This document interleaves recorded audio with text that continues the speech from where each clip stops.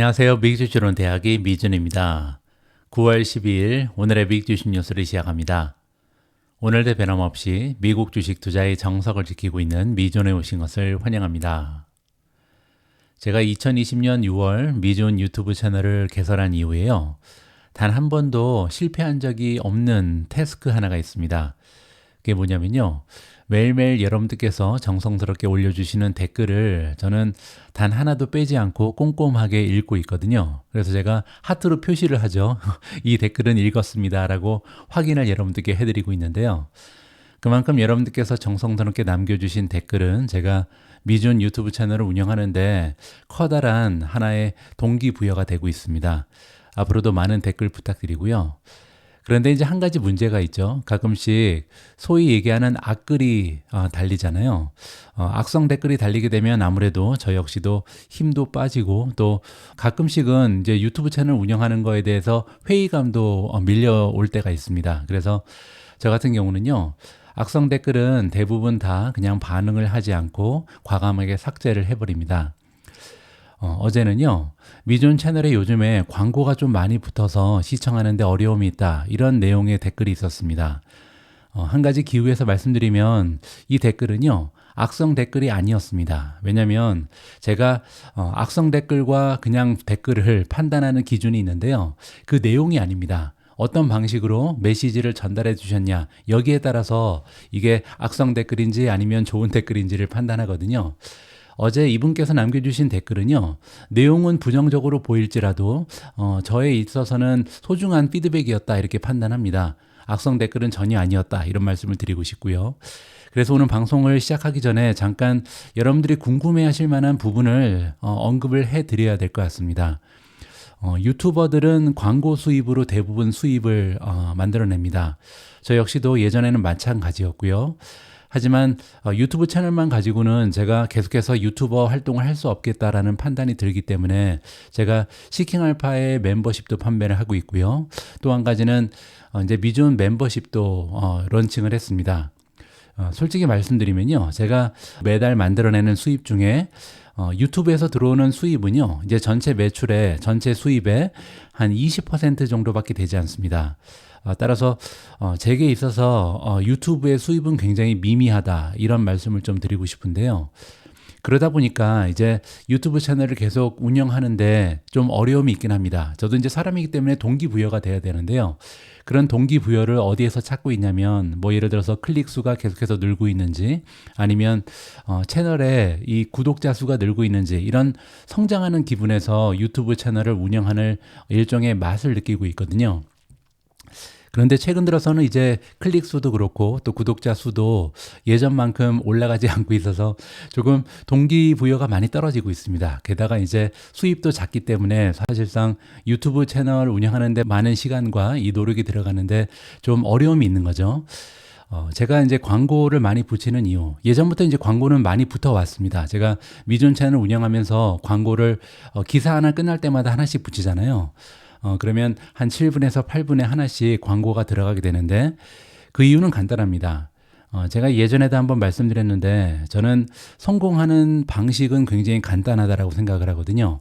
내가 함께 있는 사람들, 내 주변에 있는 사람들, 그리고 내가 비즈니스를 같이 하는 사람들을 성공하게끔 만들어주면요. 나의 성공은 따라온다. 굉장히 좀 간단한 성공의 방정식을 저는 지키려고 노력하고 있습니다. 제가 이제 유튜브 채널을 운영하면서 저의 개인적인 성공도 추구하고 있지만 저한테는 파트너가 있잖아요. 바로 유튜브, 구글이죠. 구글 입장에서는요. 제가 많은 사람들의 사랑을 받고 저의 영상이 많은 클릭을 받게 되면요. 광고를 많이 붙일 수 있게 되고 이 광고에서 들어오는 수입에서 반을 제가 갖게 되고 나머지 반은 구글이 갖게 됩니다. 근데 구글 입장에서는요, 너무나 많은 파트너들이 있죠. 세상에는 정말 수많은 유튜버들이 활동을 하고 있잖아요. 그런데 제 채널에서 들어오는 광고 수입이 계속해서 떨어지게 되면요. 아무래도 구글 입장에서는 저한테 집중을 안 하겠죠. 제 채널을 이렇게 좀 서포트를 덜 해줄 거 아니에요. 그렇게 되면 아무래도 화면에 미준 채널의 영상이 나타날 확률이 계속해서 떨어지게 됩니다.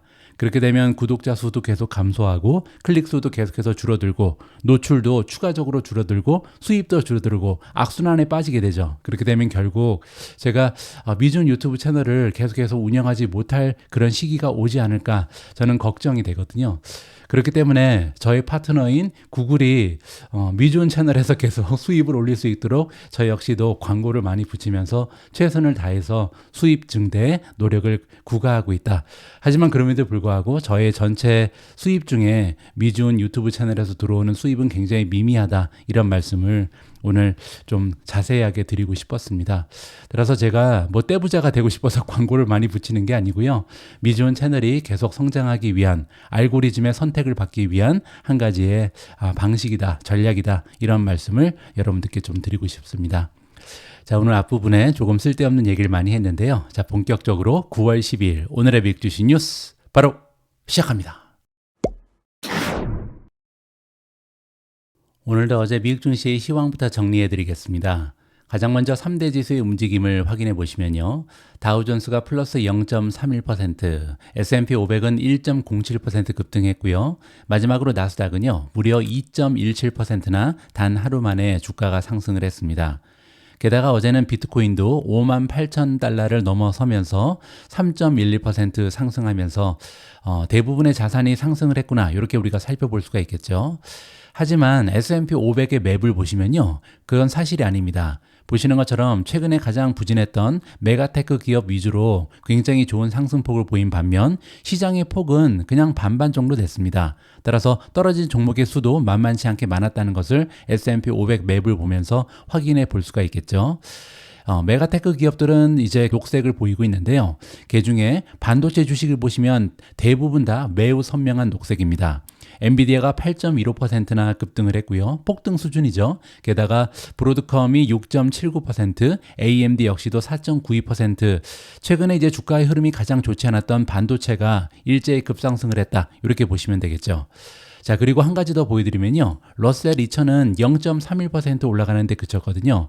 최근에 테크주랑 소형주가 비슷한 모습을 보였었는데 어제 같은 경우는 반도체를 위시한 테크주는 급등한 반면 소형주는 소폭으로 상승하는데 그쳤다. 따라서 이 얘기는 뭐냐면요. 어제 발표된 CPI 결과 때문에 시장이 상승한 게 아니란 얘기입니다. 만약에 어제 발표된 CPI 소비자 물가지수가 시장 상승의 주요 원인이라면요. 소형주가 많이 올랐어야죠. 소형주라든지 아니면 경기 순환주가 좋은 모습을 보였어야 되는데 어제 같은 경우는요. 반도체를 위시한 테크 종목들이 시장의 상승을 이끌었잖아요. 따라서 어제는 또 다른 이유가 있었다. CPI 말고 시장의 상승을 이끌었던 원동력이 따로 있다. 이 부분을 우리가 눈치를 챌 수가 있는 겁니다. 자, 그 부분을 살펴보기 위해서는요. 미주온 탑픽 중에 어떤 종목들이 가장 좋은 추세를 기록했는지 이 부분을 확인해 보면 확연하게 그 원인을 찾을 수가 있습니다. 가장 위쪽을 보시면 앱 러빈이 나옵니다. 어제 13.15%나 폭등을 했는데요. 앱 러빈 같은 경우는 다른 종목과 상승의 이유가 조금 다릅니다. 최근에 말씀드린 것처럼 구글이 지금 소송에 말려들었잖아요. 근데 어제 굉장히 불리한 증언이 쏟아지면서 구글이 좀 어려움을 겪는 것이 아닌가. 그리고 최근에 구글이 독점하다시피 했던 광고 시장을 드디어 많은 기업들이 나눠 가질 가능성이 높다. 앞으로는 규제가 강화될 것이다. 그렇게 되면요. 아무래도 앱 러빈 입장에서는 앞으로 조금 더 시장의 점유율을 높일 수 있는 좋은 계기가 마련될 수 있다. 뭐 이러한 기대감이 올라갔다고 보시면 됩니다.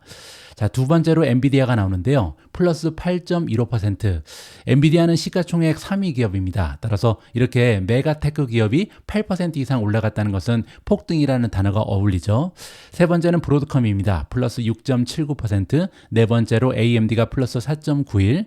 제타가 4.84% 급등했고요. 타이완 세미컨덕터 TSMC가 4.8% 급등했습니다.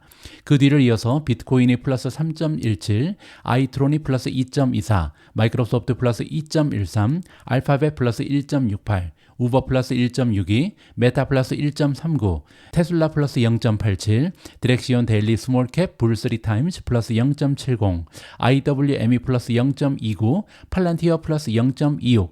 가장 마지막에 두 종목만 어제 하락을 했는데요. B2가 1.32% 빠졌고요. 마지막으로 이머전 코퍼레이션이 최근 들어서 가장 추세가 좋지 않은 종목 중에 하나잖아요. 어제 역시도 시장의 상승 추세에 편승하지 못하고 홀로 1.58% 하락한 하락하는 모습을 보였습니다. 자, 일단 어제 가장 많이 올라간 종목 중에 가장 위에 있는 앱러빈을 제외하고는요, 나머지 종목은 공통점이 하나 있습니다. 엔비디아, 브로드컴, AMD, 제타, TSMC 다 한 가지의 키워드가 생각이 나죠. 인공지능입니다. 따라서 어제는요, AI 수혜주들이 굉장히 멋진 시장의 상승을 이끌었다, 이렇게 보시면 되고요. 이렇게 AI 수혜주가 동시다발적으로 올라간 이유가 하나 있죠. 오늘은 그 중심으로 방송의 내용을 구성해 보도록 하겠습니다.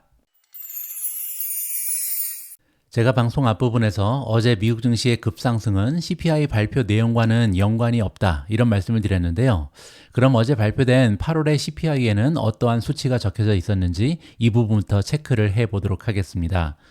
수요일 노동부 보고서에 따르면 8월 물가는 예상대로 상승한 반면 연간 인플레이션율은 2021년 2월 이후 최저선으로 하락했고요. 따라서 일주일 내 연방준비제도 금리 인하를 위한 발판이 될 것으로 보인다, 이렇게 정리가 나와 있습니다. 다음 주에 FOMC 미팅이 있죠. 그리고 나서 금리가 인하될 것인가 많은 관심이 집중되고 있는데요. 어제 발표된 CPI 발표 내용에 따르면 금리 인하는 확정적이다, 이렇게 얘기하는 거죠. 소비자 물가지수 헤드라인 CPI는요, 다우존스 컨센서스와 일치하여 한 달 동안 0.2% 상승했습니다. 이로써 12개월 인플레이션율은요, 2.5%를 찍었는데 7월 수준에서 0.4%포인트 하락했습니다. 한 달 전에는 2.9였는데 2.5까지 하락한 거죠. 따라서 2021년 2월 이후에 가장 낮은 수준이다. 2.5%는 굉장히 긍정적이다, 이렇게 평가가 가능합니다. 더욱이 예상치는 2.6이었기 때문에 예상치보다도 낮은 수치가 보고가 됐다, 이렇게 보시면 되죠. 하지만 안 좋은 소식이 하나 있었는데요. 변동성이 커다란 식품 및 에너지 가격을 제외한 근원 CPI는요, 한 달 동안 0.3% 상승했습니다.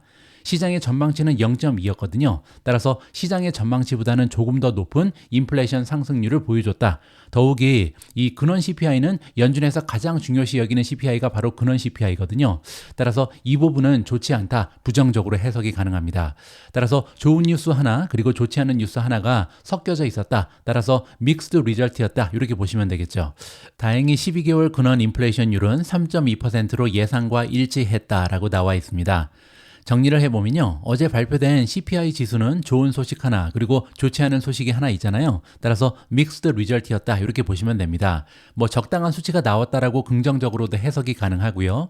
하지만 이러한 의미를 우리가 다음 주에 있을 연준의 FOMC 미팅이랑 연관을 지어보면요, 만약에 다음 주에 연준에서 기준금리를 0.5%포인트 내리게 되면요, 이거는 좋은 소식으로 우리가 해석하기가 어려워졌습니다.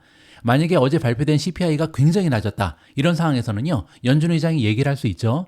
지금 현재 소비자 물가지수를 봤을 때, 지금 발표된 근원 CPI를 봤을 때 인플레이션은 완전히 잡힌 것으로 판단해야 된다. 따라서 우리는 인플레이션과의 전쟁에서 승리했다. 그렇기 때문에 0.5%포인트 내린다. 이러한 핑계거리가 생기는 거죠. 하지만 지금 현재 CPI 수준을 가지고 그렇게 급격하게 금리를 인하할 수준은 아니다라고 판단이 되고요. 따라서 다음 주에는 0.25%포인트 내리는 것이 합당하다, 이러한 결론을 우리가 도출해 볼 수가 있을 것 같습니다. 자, 그러면 어제 미국 증시의 상승을 이끌었던 것이 CPI가 아니라면요, 도대체 어떤 이유가 있었는지 이 부분을 살펴봐야겠죠. 어제 미국 증시를 이끌었던 것은 테크 주식이었고요. 테크 주식 중에서도 반도체 섹터가 시장의 상승 추세를 주도했습니다. 그리고 이러한 상승 추세를 주도했던 한 가지 종목이 있죠. 바로 엔비디아입니다. 엔비디아가 이렇게 8%나 폭등한 이유가 있는데요. 바로 젠슨 황의 한마디였습니다. 젠슨 황이 어떤 얘기를 했길래 이렇게 엔비디아가 8%나 올라가면서 반도체 섹터, 나아가서 전반적인 시장을 끌어올렸는지 이 부분에 대한 이야기를 해볼까 합니다. 엔비디아의 CEO 젠슨 황은요, 제한된 공급량에 대한 경쟁이 일부 고객을 좌절시키고 긴장을 고조시키고 있다, 이렇게 이야기를 했습니다. 최근에 엔비디아를 비롯한 반도체 종목들이 많이 타락한 이유는요, 한 가지 이유밖에 없습니다. 바로 수요가 계속해서 지속될 수 있는가, 여기에 대한 의문을 갖기 시작했기 때문이죠. 그런데 어제 젠슨 황은요, 공급량이 너무나 제한되어 있기 때문에 지금 이 공급량을 확보하기 위해서 경쟁이 너무나 치열하고요. 그것 때문에 일부 고객사들은 좌절하고 있다, 이렇게 얘기한 겁니다. 따라서 수요가 너무나 넘쳐난다, 이런 얘기를 한 거죠. 그는 샌프란시스코에서 열린 골드만삭스 그룹 기술 컨퍼런스에서요, 모두가 최초가 되고 싶어하고 모두가 최고가 되고 싶어하기 때문에 수요가 너무 많다라고 얘기했습니다. 여기서 얘기하는 최초라는 것은요, 인공지능을 도입하는 최초의 기업이 되고 싶다. 그리고 인공지능에서 앞서 나가고 싶어하는 기업이 너무나 많다. 따라서 수요가 넘쳐난다. 이렇게 얘기하는 거죠. 자, 그리고 굉장히 재밌는 표현을 썼는데요. 요즘에는 굉장히 감정적인 고객이 더 많다. 그럴만도 하다. 긴장되는 상황이다. 하지만 우리는 최선을 다하고 있다라고 얘기했습니다. 자, 이 얘기가 뭐냐면요. 감정적인 고객이라는 것은 화를 낸다는 거잖아요. 왜 화를 내냐? GPU를 사고 싶은데 내가 원하는 만큼 GPU를 받지 못한다는 겁니다. 자, 그렇게 지금 GPU 때문에 굉장히 감정적으로 대하는 사람이 많다. 고객사가 있다. 이렇게 얘기하고요. 근데 이해가 가능하다. 왜냐하면 많은 기업들이 긴장을 하고 있다는 겁니다. 어떻게 긴장을 하고 있냐면요. 지금 GPU에 많은 투자를 해야 되고 인공지능 쪽에 앞서 나가야 되는데 그렇게 하지 못하면요. 도태될 가능성이 있다는 거죠. 따라서 많은 기업들이 긴장을 하고 있고요. 우리는 원하는 만큼 GPU를 제공하기 위해서 최선을 다하고 있다라고 얘기합니다. 따라서 이 얘기를 들면요. 지금 뭐 엔비디아 칩이 나중에 인기가 없어지는 거 아니야? 이런 우려는 정말 기우에 불과했다라는 것을 직접 우리가 확인해 볼 수가 있는 거죠. 젠순왕의 회사는요, 블랙베리라는 최신 칩에 대한 강력한 수요를 경험하고 있다고 그는 청중에게 이야기했습니다. 엔비디아는 하드웨어의 물리적 생산을 아웃소싱하고 있으며 엔비디아의 공급 업체들이 이를 따라잡기 위해 노력하고 있다라고 얘기했고요. 여기 나와 있는 물리적인 생산을 아웃소싱한다는 얘기는 뭐냐면요. 엔비디아는 공장이 없다는 얘기입니다. 이런 기업을 우리가 팹리스라고 부르잖아요. 따라서 파운드리 기업을 이용한다. 우리는 설계만 한다. 이런 얘기를 하는 거고요. 여기 나와 있는 엔비디아 공급 업체, 뭐 대표적인 게 TSMC겠죠. TSMC가 주문량을 따라잡기 위해서 최선의 노력을 다하고 있다. 이렇게 얘기하는 겁니다. 수요일 엔비디아 주가는요 8.15% 급상승한 116.91달러를 기록했고요. 6주 만에 가장 커다란 하루의 상승폭을 기록했습니다. 젠슨왕은 막대한 AI 지출이 고객에게 투자 수익을 제공하고 있는지에 대한 질문을 받았다. 이는 기술업계에 AI 열풍이 불고 있는 동안 우려의 대상이 되어왔다. 이 부분이 키포인트입니다. 가장 중요한 질문이죠. 최근 들어서 엔비디아를 비롯한 많은 AI 수혜주들의 주가가 흔들리는 이유가 하나 있죠. 드디어 시장에서 의심을 하기 시작했다. 어떠한 의심이냐면요. 지금까지는 메가테크 기업들, 인프라를 구축하는 많은 기업들을 얘기하는 거죠. 마이크로소프트, 구글, 메타, 아마존 이런 기업들이 지금까지는요. 엄청난 천문학적인 자금을 AI 인프라를 구축하기 위해서 지출을 해왔죠. 그런데 문제는요. 이러한 기업들이 지출한 만큼 수입을 올리지 못하고 있다. 이러한 판단을 하고 있는 겁니다. 그 얘기는요. 곧 AI 지출이 감소할 것이다. 왜냐하면 투자한 만큼 수입이 올라가지 않는다면요. 결국은 계속해서 투자할 모티베이션이 생기지 않는다. 이렇게 지금 얘기하는 거죠. 자, 하지만 젠슨왕은요. 이 중요한 질문에 대해서 이렇게 대답했습니다. 그는 기업들이 가속화된 컴퓨팅을 수용하는 것 외에 다른 선택의 여지는 없다. 이렇게 얘기했습니다. 따라서 계속해서 투자하는 방법밖에 없다는 거죠. 엔비디아의 기술은요. 데이터 처리와 같은 기존의 워크로드의 속도를 높일 뿐만 아니라 기존의 기술로는 처리할 수 없는 AI 작업도 처리할 수 있기 때문이다라고 대답을 하고 있습니다. 굉장히 중요한 얘기라고 생각이 되는데요. 인공지능의 주요 역할은 뭐냐면요. 우리가 생산성을 증대시키기 위해서 효율성을 극대화하기 위해서 이렇게 사용하는 것이 AI다. 이렇게 우리가 이해를 하고 있잖아요. 그런데 여기 한마디를 더 더해주죠.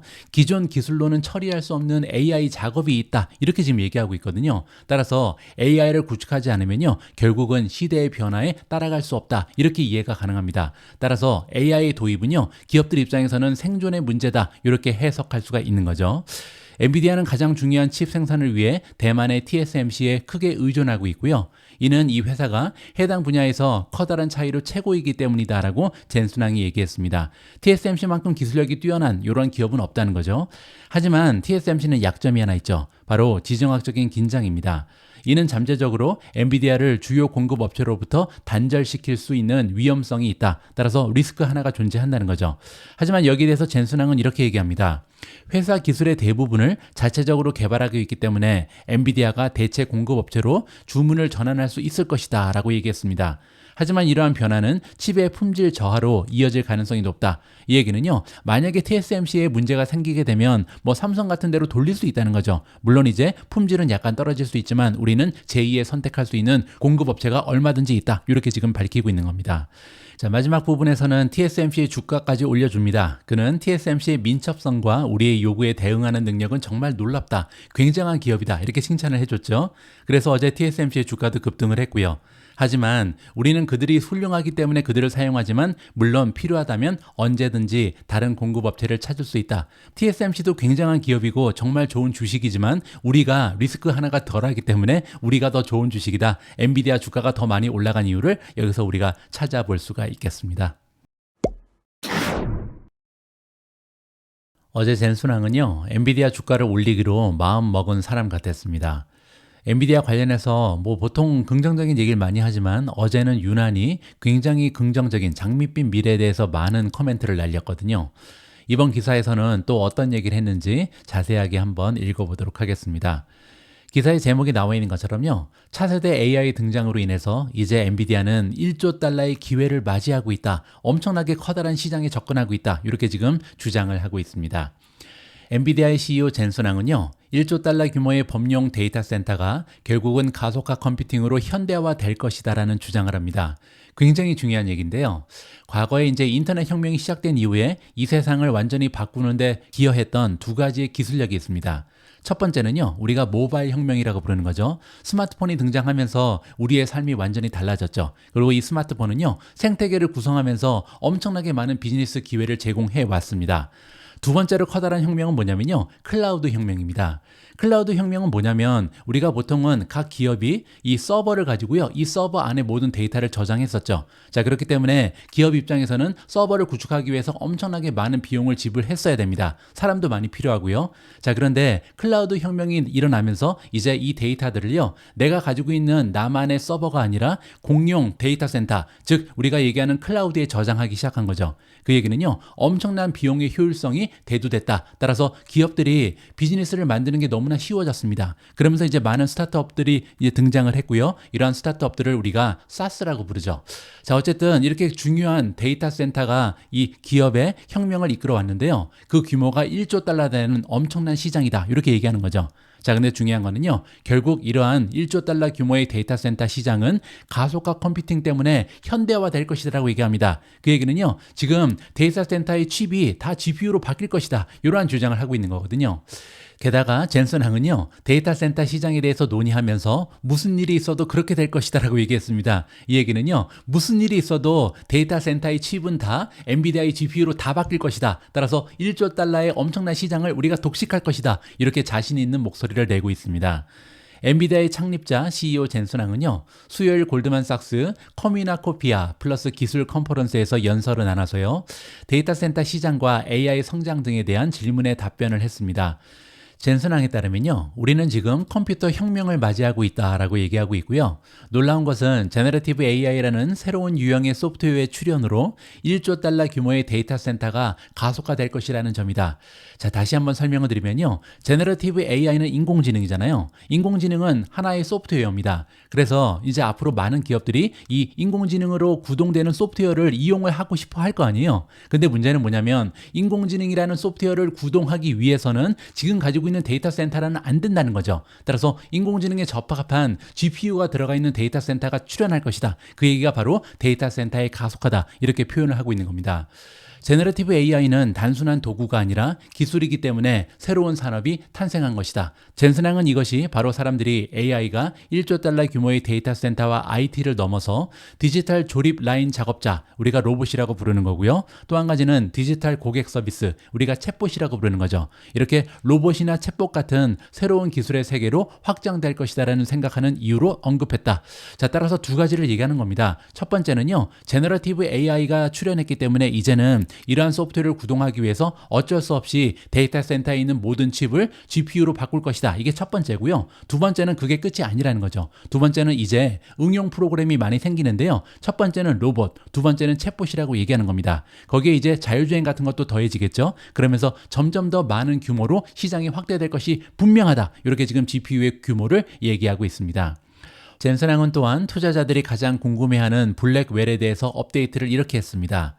우리는 7가지 칩을 보유하고 있으며 모두 성능에 기여하기 때문에 혁신할 수 있고 매년 새로운 AI 클러스터, 즉 이전 세대보다 더 나은 슈퍼 클러스터를 시장에 출시할 수 있다. 이렇게 밝혔거든요. 자, 이 얘기는 뭐냐면 엔비디아가 구축하고 있는 이 시스템, 클러스터를 7가지의 칩이 구성하고 있고요. 이 7가지 칩이 모두 성능을 올릴 수 있는데 기여를 하고 있다. 따라서 칩을 바꿀 때마다 성능이 올라간다는 겁니다. 그것 때문에 이전 세대보다 더 나은 클러스터를 매년 출시할 수 있다. 이 얘기를 하고 있는 거죠.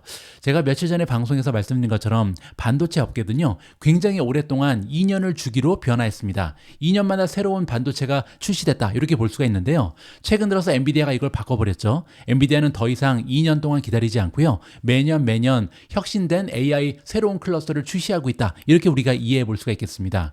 그렇게 되면요, 반도체는 원래 순환주잖아요. 1년은 좋고 1년은 떨어지고 이러한 순환의 모습을 보이는 게 반도체인데 이러한 순환의 모습이 없어질 수도 있다. 이렇게 결론이 가능한 거죠. 이런 걸 우리가 구조적인 성장이라 그럽니다. 따라서 AI가 등장하면서 이제는 매년 혁신이 강화되면서, 그리고 이렇게 혁신이 강화되면요, 기업들 입장에서는 계속해서 앞서 나가기 위해서 새로운 칩을 살 수밖에 없다. 이렇게 우리가 이해가 가능한 거죠. 그리고 또한 모든 기업이 최초가 되고 싶어하고 최고가 되고 싶어하기 때문에 수요가 너무 많다는 얘기를 했고요. 이와는 별도로 젠슨왕은요, AI를 통한 생산성 향상이 엄청나게 놀랍다, 이런 얘기를 했거든요. 현재 우리 회사에서 엔비디아 내에서 코드 생성기를 사용하지 않는 소프트웨어 엔지니어는 단 한 명도 없다라고 합니다. 따라서 소프트웨어 엔지니어가 모든 코드를 직접 작성하던 시대는 완전히 끝났다. 이제는 이렇게 일하게 되면요, 도태된다는 거죠. 이제는 AI를 끼고 이렇게 일하는 시대가 도래했다라고 얘기하는 겁니다. 젠슨왕은 회사의 각 소프트웨어 엔지니어가 앞으로는 24시간 내내 함께 일하는 동반 디지털 엔지니어를 두게 될 것이다. 따라서 AI와 함께 일하는 시대가 나타나고 있다. 그렇게 일하지 않으면 이 세상에서 살아남을 수 없다. 이러한 이야기를 덧붙여주고 있습니다.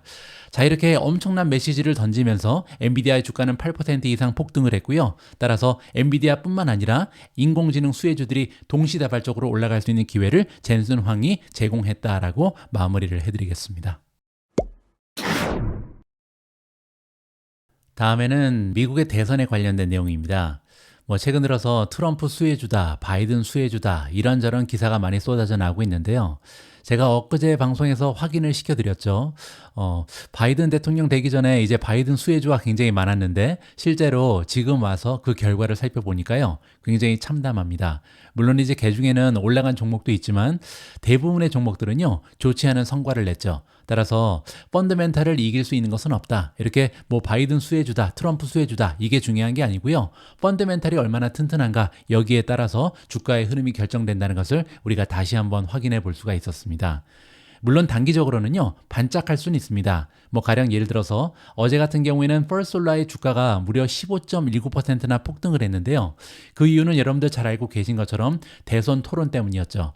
해리스가 조금 더 우세했다, 이런 의견이 지배적이거든요. 자, 이렇게 해리스의 당선 확률이 조금 더 높아지면서 그린 에너지 종목이 굉장히 좋은 주가의 상승 추세를 만들어냈다, 이렇게 보시면 됩니다. 그럼에도 불구하고 장기적으로 봤을 때는요, 별다른 의미가 없다는 것은 다시 한번 우리가 주지할 필요가 있고요.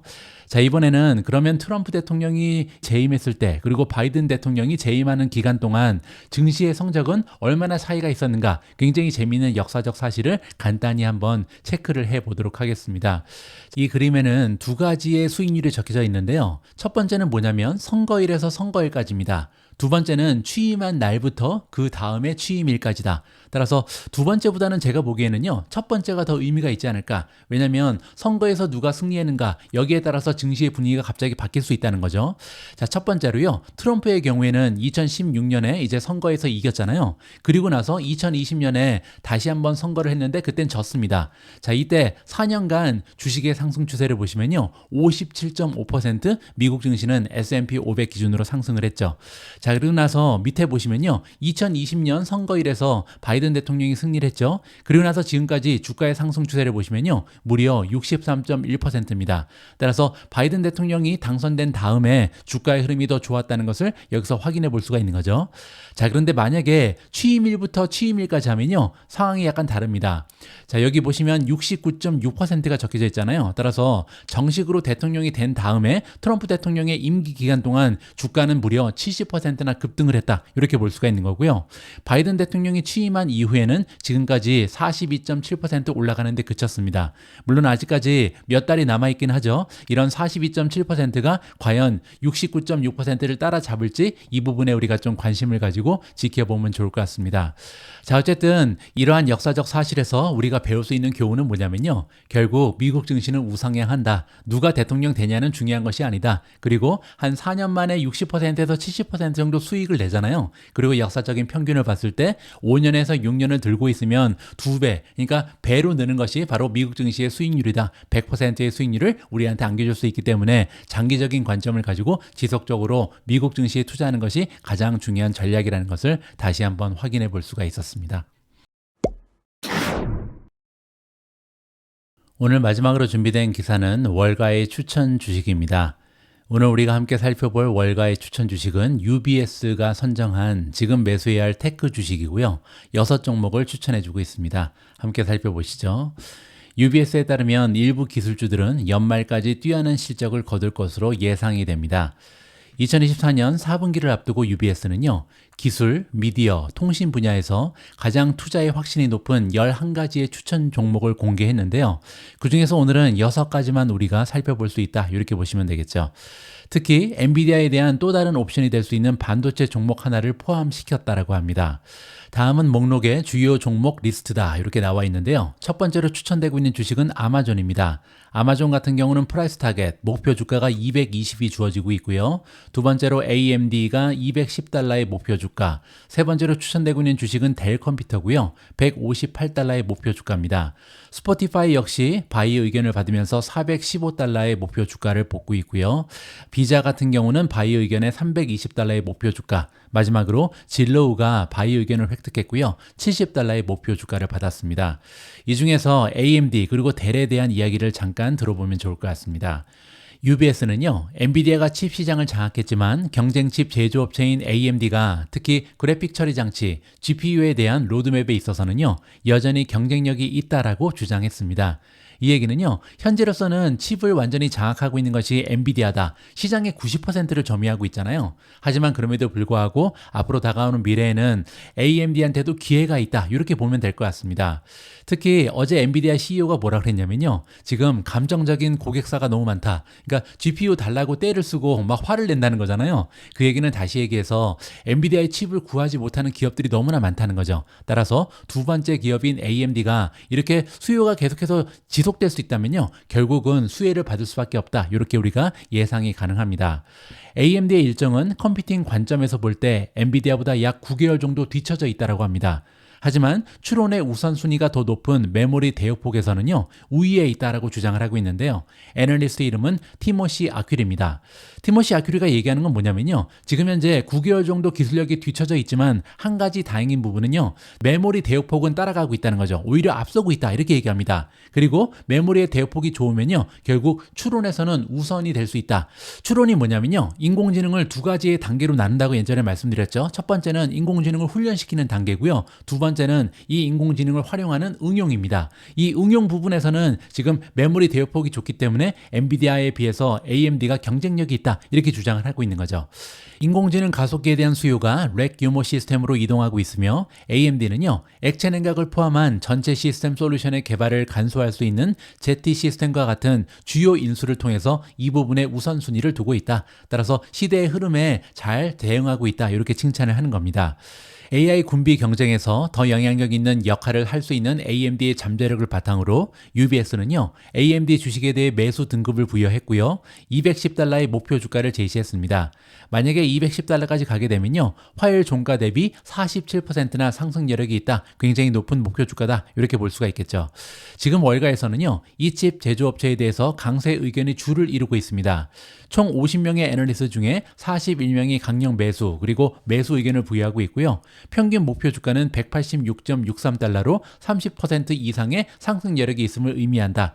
여기 보시면 AMD에 관련된 코어 카드가 나와 있는데요. 이거 말고 시킹 알파에도 같은 기능이 있어서 잠깐 설명을 드릴 수 있도록 하겠습니다.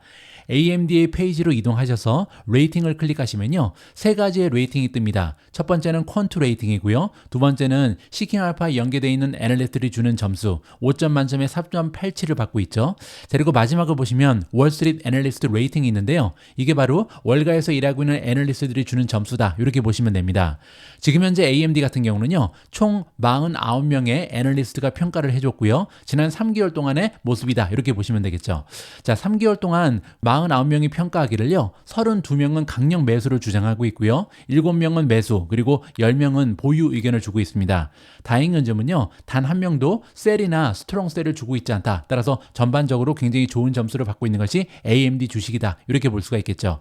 자, 밑으로 조금 더 내려가면요. 여기 프라이스 타겟도 있습니다. 목표 주가죠. 지금 현재 AMD에 관련해서 가장 높은 목표 주가는 250을 주는 애널리스트가 있고요. 가장 낮은 목표 주가는 140입니다. 따라서 지금 현재 주가를 감안했을 때 떨어질 수 있는 리스크는 굉장히 제한적이다. 이렇게 볼 수가 있는 거고요.